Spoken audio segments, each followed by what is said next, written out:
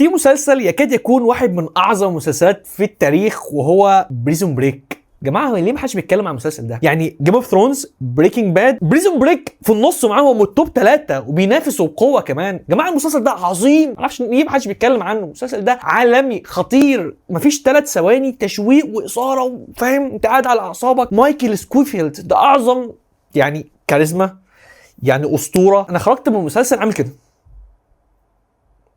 يعني كاريزما وشخصيه. الواد كان مأثر فيها، كنت واخده قدوه. طبعا انا شايفك يا اللي هتيجي تقول لي مايكل سكوفيلد طلع في الحقيقه الوان وباسكليتا وطلع وصرح بكده. انت واخد باسكليتا قدوتك ولا ايه؟ انا ضد ذلك يا صاحبي والله. هو يعني ايه، كرهت الواد ده من بعد ما طلع وصرح وقال لهم انا باسكليتا والوان. كرهته. مايكل سكوفيلد طلع الوان، انا كنت واخدك قدوه. قلق بس بصراحه بعيدا عن ان هو الوان، المسلسل عالمي ينافس في التوب 3 في اعظم مسلسلات في التاريخ. جيم اوف ثرونز، بريكنج باد، بريزون بريك، ينافس وبقوه كمان. اللي عايز يعاركني يعاركني. والله مسلسل عظيم فشيخ يا جدعان. ولا ساره ايه ده؟